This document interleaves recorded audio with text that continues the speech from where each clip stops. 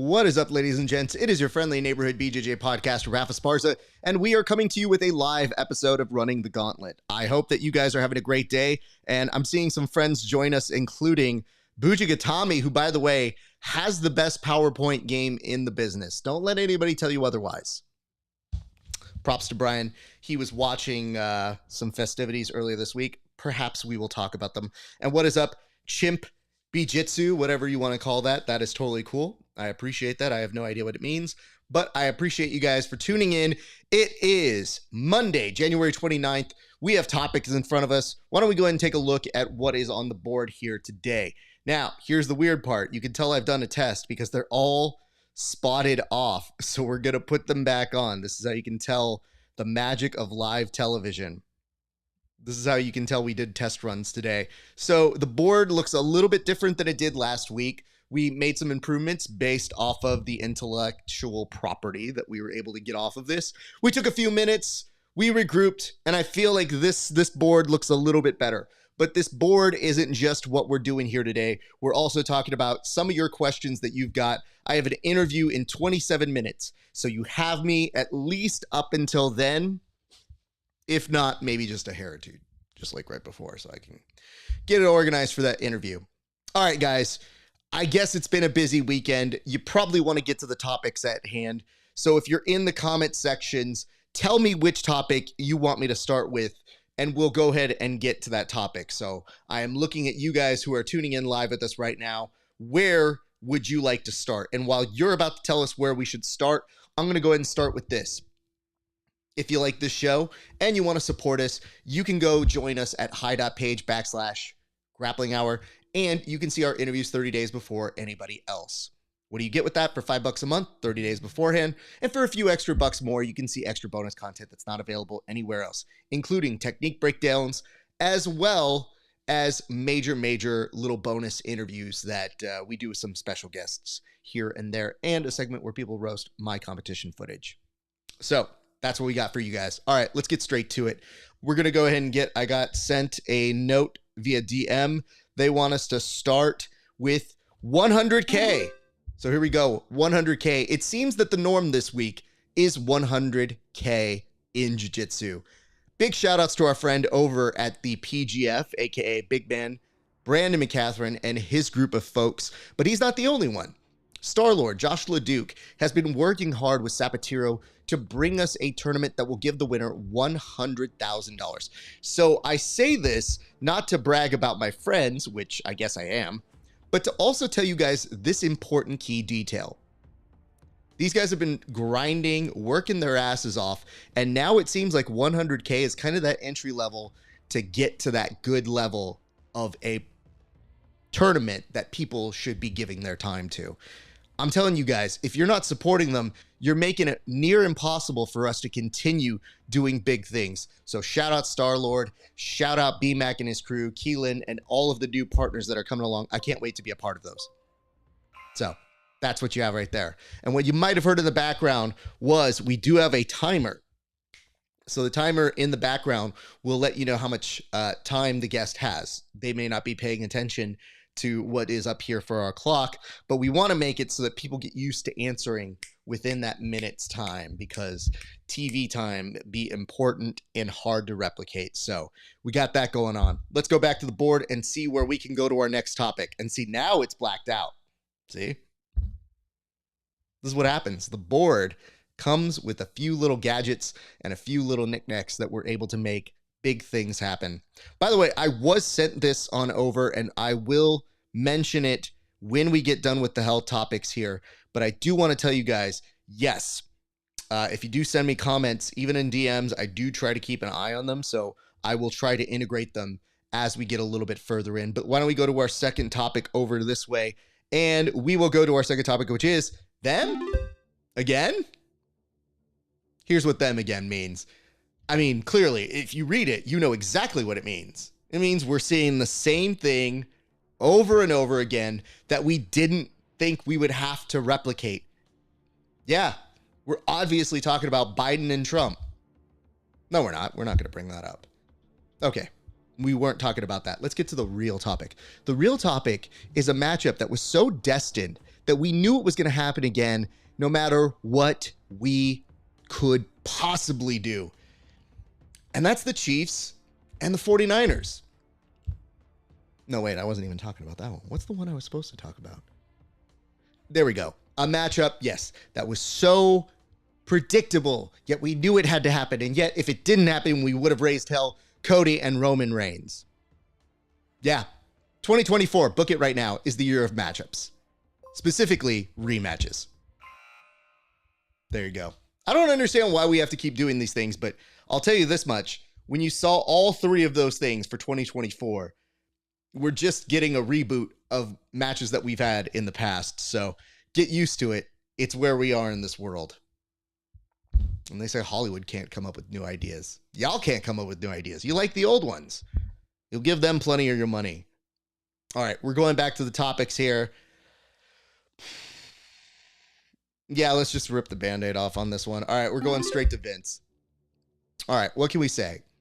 I felt like, as somebody who hosts a show, it is important to go ahead and find all the details for this story. So I read the 67 pages from Vince McMahon's court filing, and I have to tell you, it's dicey, it's terrible, it's completely unethical.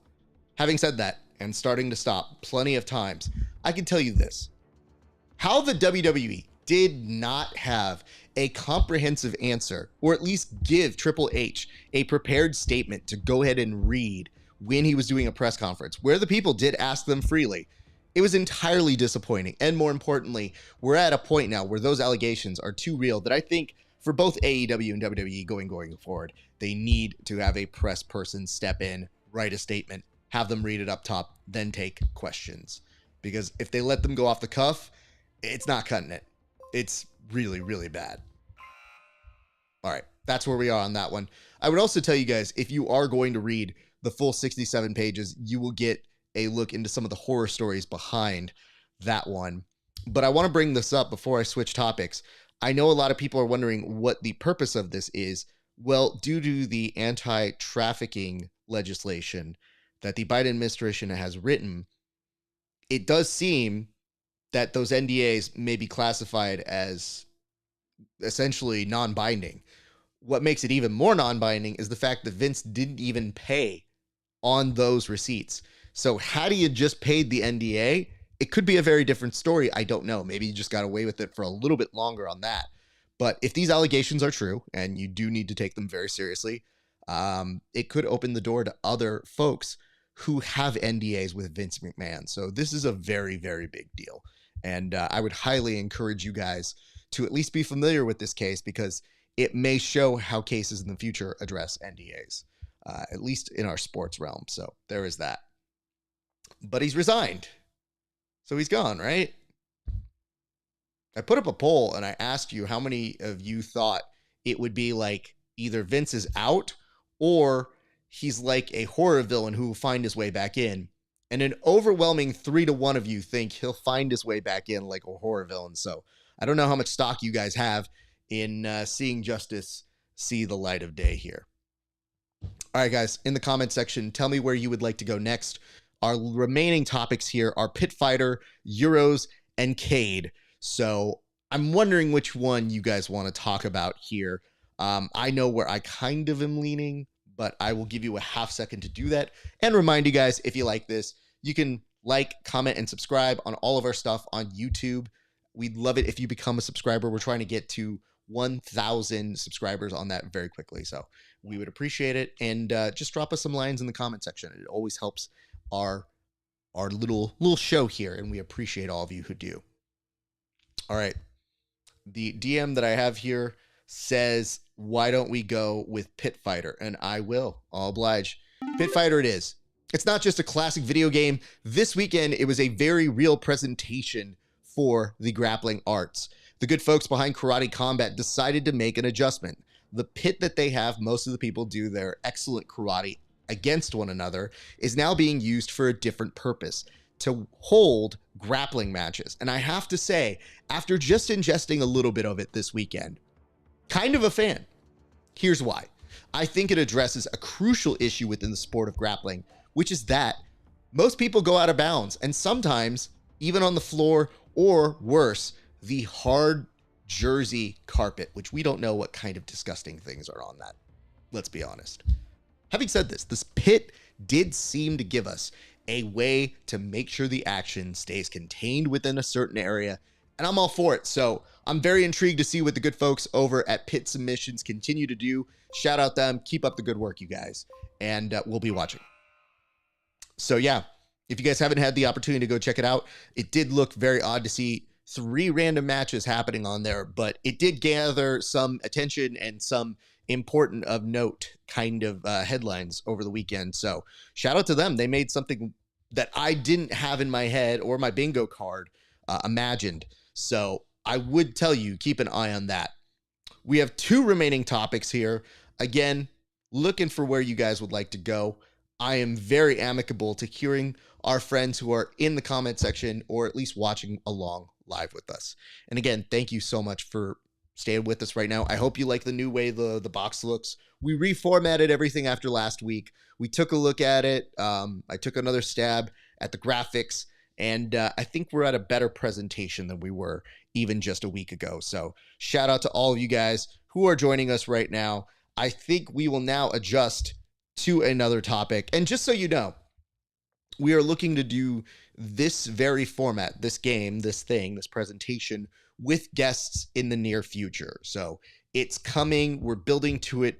I want to do a few test runs to make sure the machine works well before we go ahead and take it out for a test run with some guests. And we've had some friends who have offered to come on the show, and I'm very excited to bring them on in the near future. All right, let's go to our next topic. Our next topic is Kade Rotolo. All right, I see you. I see some weird-ass submissions that you're pulling off. Crucifix was already scary enough, but this dude's adding crucifix at angles, and you can consider me horrified. But that wasn't even the scariest thing that he was doing this weekend. This past weekend, after picking up a win at ONE FC's grappling portion of their pay-per-view, he did start to signal he's looking at doing a transition into MMA. You know, most people I try to talk out of it on the grappling side. I want you grapplers to make money doing grappling. Having said that, I think this is the right kid. I think him and Ty, those are the right kind of people that we would like to represent us on the jiu-jitsu side in MMA. Having said that, is that going to interfere with ADCC? Because I'm not a fan of that, kids. So Ty, Rotolo, get a calendar. Let's talk. I want you guys at ADCC, and you can wait until then to do MMA. Oh, it's hard to get into a minute. I have a lot to say about them, especially when people are texting me. They're like, yo, did you see this? And I was like, I definitely saw it. And they have very nicely invited me to go train with them at their garage. And I just feel like I would not survive that. I think I would be killed. I think if there's a good standing, the 2 of them would go out and bury me. And that would be the end of Rap Esparza and the end of the grappling hour, which would be very sad for, I think, some of you. Not all of you, but some. All right, we got one topic left. And, you know, this was a course of major conversations. So as we're about to bring it up, let's go ahead and circle that one right now. And if you guys have any questions, comments, concerns, hints, or allegations that you want me to address after I do this next topic, throw it in the chat and we will go from there. But ladies and gents, our last topic on the board is Euros. Euros is a tournament that happens over in some place in Europe that, you know what, forget it. We're talking about the Royal Rumble. The Royal Rumble happened this weekend and it was epic. The women's might have been better than the men's. They made better moments. They made better debuts, better surprises. The men's kind of standard, but it was the right 2 people. And now we're learning that CM Punk might have been injured in that match. But if I can make one little note here for the good folks over at the WWE, how did we still go for 4 hours with 4 matches? I get 2 of them are the Royal Rumble. But good Lord, 4 matches, 4 hours. I think that's a bit too much. I do not know how we were there, yet I will say this. Congratulations for landing it, and Cody Rhodes, 100% the right choice. I know we said them again, but this is the right them again. And I have to say this, congratulations to Slim Jim for getting a respect for holding values, by the way, this weekend. There's nothing funnier than Slim Jim putting out a statement that said, we here at Slim Jim uphold our most traditional values and we take them seriously about these allegations from Vince McMahon. And I go, I didn't know we were going to get such a strong representation, a rebuke, if you would, from, of all people, Slim Jim, which has been with the WWE and pro wrestling for ages. So those are the topics I had thrown at me. If you guys have a couple in the comment section, I can indulge them as we are doing this last little round second. Like I mentioned, I have an interview in a few minutes. I do want to point this out since we are talking about the Royal Rumble. It was reported that Pat McAfee didn't actually know that he was going to be called up. And to which point I call bullshit, because I think when, Cole was looking at him, he said, don't look at that sheet, look at this sheet. And he looked down and he realized he was going to be pulled in there. The rumor was that he was replacing Brock Lesnar's number because Brock can't, do stuff right now. Read the 67 pages. You'll understand why. So not only did that throw off the plans, but they couldn't put anybody else from NXT or on the roster. Every year, we always think who didn't get included in this year's WWE's Royal Rumble. And there were people who could have fulfilled those spots, but instead, we're over here looking at and wondering, why are we so concerned that Pat McAfee just wasn't told he was going to be in the Rumble when literally anybody else could have been in it and done just as good, if not, he was a waste of time. Let's just put that down. That was a bad spot. What's up, Crispy? It was just annoying to see that go the way it goes. And as we mentioned, yes, it does look like CM Punk may have tore his triceps, and not bueno. Does look like he will be missing out on the WrestleMania season, which is kind of a bummer, which is part of the reason why he came back. So between him and Seth Rollins, you have two people who we were very excited to see 2 months ago. And I don't know that you'll see Seth there either. I mean, he's definitely playing it and saying he'll be fine in about 4 weeks. And we definitely wish them a speedy recovery, but yikes. So lots to contend with here. The note that I did get while we were about to go on the air, somebody actually threw a topic at us, and I'll go ahead and address it now since I didn't get a chance to include it in the board. But in the future, I may not be able to do this. Somebody said Gordon's dying has to have been in the lead this week, right? I mean, there can't be a possibly bigger... That just says there's no more words. I think he ran out of text. Yeah, I'm not quite familiar with what's happening with Gordon. I actually get most of my news about Gordon from the site that our good friend runs, Mixed Martial Artish. I don't follow him anymore. I just figure if anything's newsworthy, it'll find its way to me. So no real disrespect to him, I guess.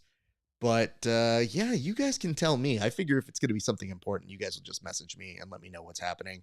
I never, ever have any idea until it's made its way into a headline. So I don't know that he was dying, but I thought the joke they put up today was that he's back in the gym, which just begs the question, how many times do you have to retire? I think the weird part is this. I think we're getting set up to be a decent grappling world without Gordon. It's not perfect. It's nice to have him grapple, but with these 100Ks that we're offering to people now, it does seem like we might be able to build the next star. And what's great about the WWE is, we are losing CM Punk. We might not have Seth Rollins. That roster is deep, and they can replace those people because the organization is bigger than any individual star. You might start seeing that in grappling. I think the PGF is doing an excellent job on starting to build stars. Sapatero has done a great job of giving those athletes the ability to perform and identify themselves individually. And they did have those team events this past weekend, but you did get time for all of those really, really notable people to kind of shine. So I don't know. I don't know if where we are with Gordon. And, I hope he's okay. But if he's not, it'll still be very exciting to see how ADCC goes.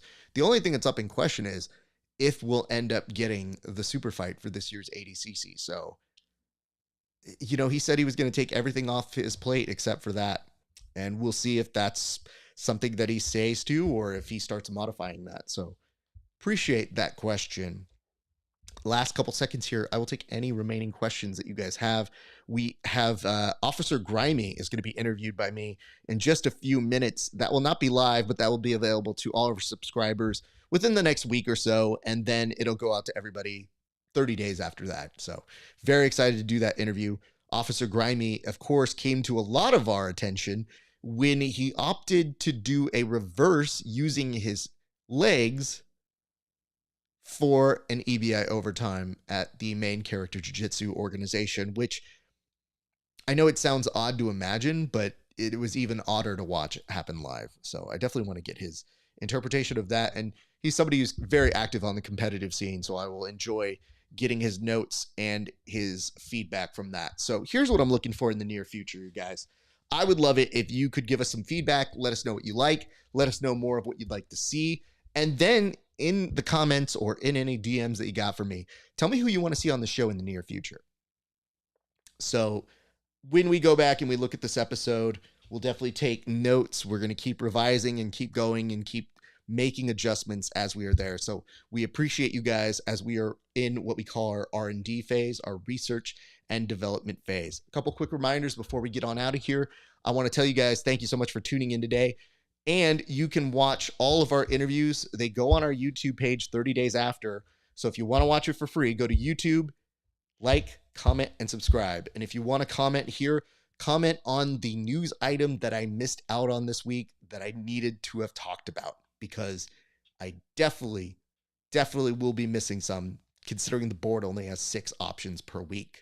So that's number 1. Number 2, if you like this show, go on over to hi.page/Grappling Hour, become a member of the Grappling Hour community. And for $5 a month, you can see our interviews 30 days before anybody else. And for a few extra dollars, you can pay to help me put up equipment here, help me travel. I may go down to San Diego this weekend for the Roll for Beer little thing that's happening over in San Diego. I think that's really cool, and I want to support them. So it helps to pay for that, equipment, little fancy stuff you see here, etc., and for miscellaneous things. So you get to see, in exchange for that, some good stuff, including extra bonus content episodes, technique breakdowns with the athletes themselves, and a segment we like to call Roast Raf, where people roast my competition footage. What's up, Star-Lord? You know, I should say this just so I can mark it out. Star-Lord, in case you just showed up here, you guys made the board today. So look at that. You guys were part of 100K. We shouted you out. We shouted BMAC out. You guys have raised the stakes. It's 100K now just to even get our attention. I think if we're looking at any of these up-and-coming grappling organizations. So kudos to you. Oh, Conscious Keelan, you guys are here too. Look, Keelan, you just missed the whole thing. There's a whole 100K thing that we just talked about. And I like that you and Brandon had like a gentleman's agreement. You're like, is it 100K? 100K? I'm going to do 101K. You better not, you son of a bitch. Watch me do it. Sorry, my dog's barking right now. So that, you know, I got to start moving these things. But yes, we're playing the game every week. We do this. This is our new segment, Running the Gauntlet. Of course, named after the terribly stupid thing that we do in jiu-jitsu where we line up everybody and then hit them with our belts. Some of us even in no-gi, which is always wild. Why would you hit somebody with a belt in no-gi? Anyway, I guess that's what we do. So what I'm telling you guys is this is coming up. Tomorrow, we're actually doing a live broadcast with Conscious Keelan himself and Brandon and Catherine to talk about their PGF big news. They announced it today, as well as Starload. Everybody, pay attention to those 2 organizations. That is coming up in the near future. What's up, B Cruz? So we got those things coming up. And a couple of quick things. Join our Discord if you guys want to continue the conversations that we have here on the show. And if you guys want to pick up our merch, check this out. We got t-shirts like this. You can catch them on over at rafesparza.com/merch, or you can go to grapplinghour.com. All of these come with a nice little packaging like this that we mail out to people. And if you're local, check this out. You guys get a nice little bag to all of our local friends. And you can also get a hoodie because it's cold in certain places, I am told. So it's the Grappling Hour hoodie. The hoodies run for $45 right now. T-shirts, $25, a combo.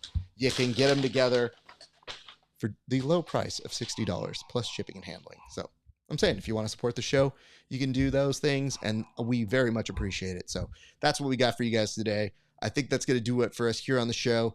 This has been another installment of Running the Gauntlet. My name's Rafa Sparza. We'll see you back on the mats.